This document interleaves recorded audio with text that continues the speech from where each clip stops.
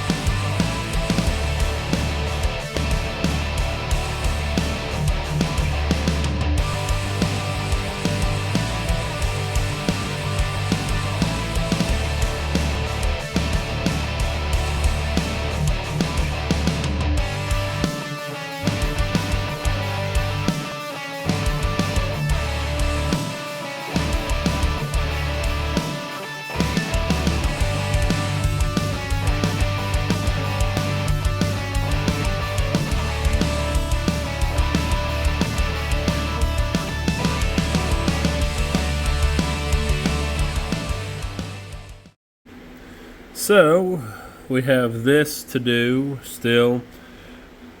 We've got these installed.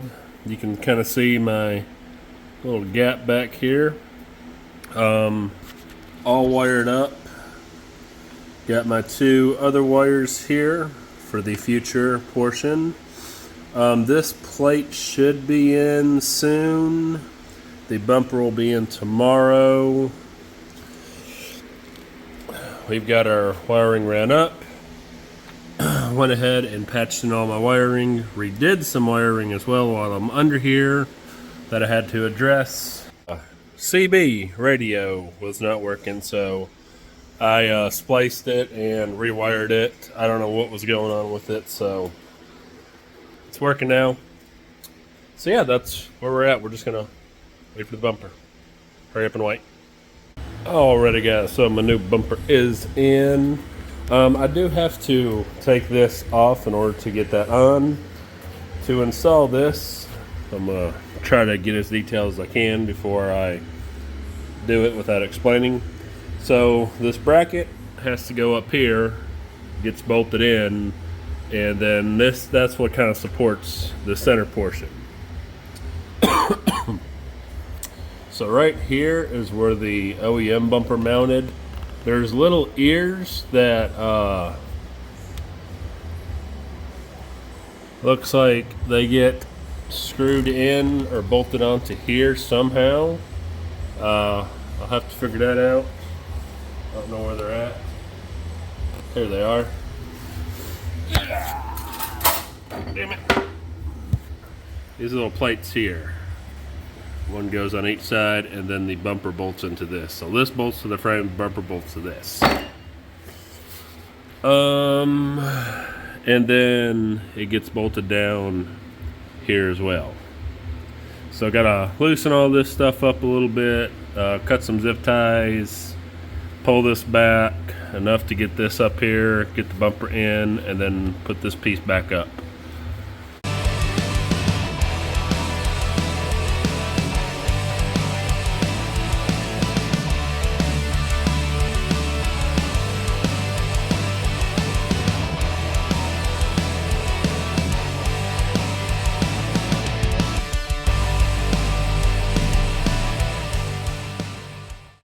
Alright, so what you gotta do is you actually have to take this bolt off, pull this forward, and then that bracket gets sandwiched in here, and then a bolt and a nut goes through there, so it's kind of be holding in twice, and then the bumper will mount right here.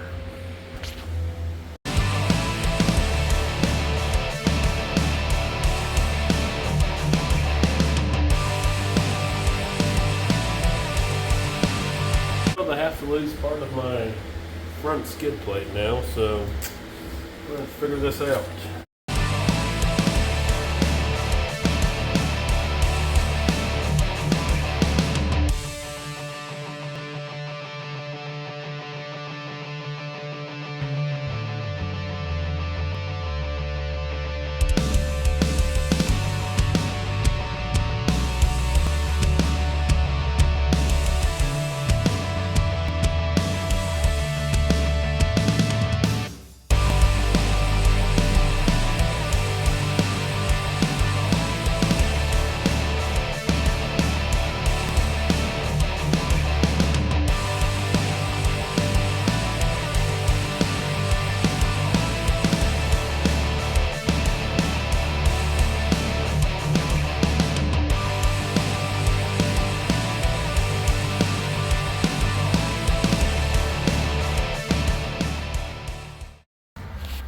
Alright, so what I'm doing now is going to tin the end of these wires.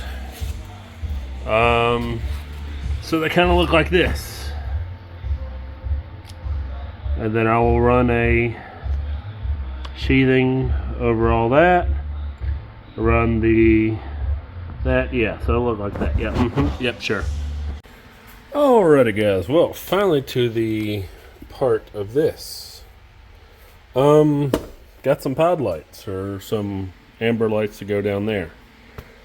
This has been what's been the holdup forever, it feels like. These are the Harbor Freight Special. These are called the Road Shock 4 LED. I have gotten the combination spot and flood. They have just a spot, and they don't have just a flood, they have the combo. So it's either the spot or this. Now, I typically don't get Harbor Freight lights and whatnot, but they were half the price, and this is the kind of the selling point for me on them. They already have lens covers. So you have a black lens cover, and you have an amber lens cover. Got your bracket, hardware, and your connections in there. Go ahead and drop in my wires for down here. So all I gotta do is put this janky bar up here and try to see about fitting those lights in here somehow.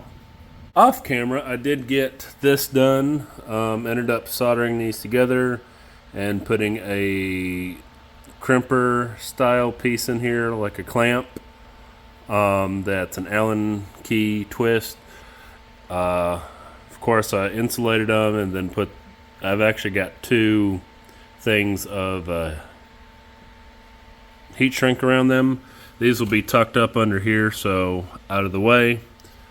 Alright, well guys, so unless you want a $40 paperweight, I do not recommend buying this hunk of junk from, what is it, something Badland Designs or something stupid. They're out of Utah. Misfit Garage, that's the mother. Don't buy that piece of shit unless you messages, instructions, no instructions, with pictures on how it goes on. And no hardware was sent, so I had to use my own hardware, which is fine. They just loosely bolt into these two holes here.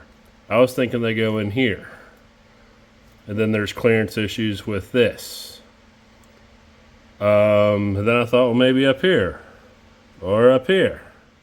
Nope. They go right here. And it's a piece of shit, so don't buy it. So, plan B, I still have these brackets that I made, very bent. And what I'm going to do is drill this hole out bigger and basically do this. It's going to go right there.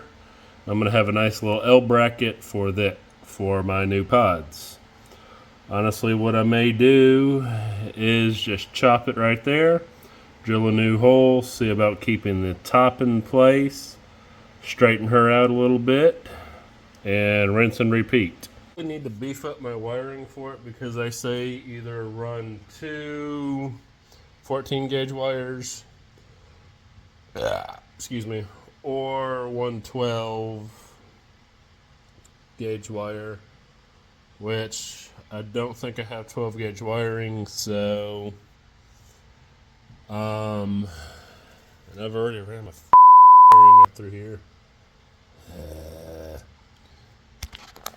Do stuff to your razor, they said. It'll be fun. Okie dokie. We got a little change of plans here. What I did is I ended up running basically two pairs of these wires for the pod lights. So I've got 6 going to these. Per the instructions, they say if you put them together, like wire them together, to run a 12 gauge wire. And well, I didn't feel like going and buying something. So I just ran to 14 gauge, which also it states I can do that. And then put everything back into the nice cable braiding. Still got to actually bolt them in and then finish pulling that wire through and kind of lining them up.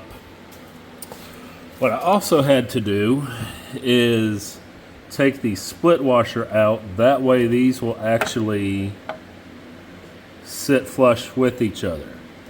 I know they're a little off yet because I don't even have the bolts in them yet, because I want them, you know, nice and dark and don't want them to be seen. So got the bolts painted black and the not the split nylock washer as well, painted black. The bolt they sent me with those that come with those pod lights, a little bit longer, but I have to use a short one because of some clearance issues. Excuse me. Because as you can see, these are very tight in there, and I have to stick the bolt in there first and then into the bracket. With the shorter one, I can actually kind of fish the bolt through and down because of that tight fit. All this, once I pull this through, I know some may cringe upon this. What I'm actually going to do is I'm going to pull this through and splice all this excess wiring. I probably should have pulled it through and then spliced it. That way I don't have a splice inline, but whatever. Yeah, so hindsight's always 20/20. Alright, pod lights are installed, mounted. They look a little uneven, but it's alright. Having some spacing issues. Our wiring is secured. Will be covered up by the fender. Meantime, I gotta figure out how to address this issue of the skid plate here. Thinking about doing is just drilling out, tapping into the frame, maybe. I don't know. Try to get creative, figure something out. But yeah, I gotta do that for sure. Alright, so we got her in. It's not like the factory shorts recessed as much, but I don't know, hopefully that will not be an issue since we got the fender washer, or the washer here. Yeah, so I'm kind of worried about that just a little bit, getting all boogered up and whatnot. But what I did, drill the pilot hole into here, took a stepper bit, and then just kind of worked it till I was able to get this, you know, flush in here. As you can see, as flush as I can. without making it too big. Now if I had this off and I had my router and everything, yeah, I may do that, but for now we're just gonna run it, see what happens. And we'll just hit it with the impact driver. Just run it up in there, and yeah.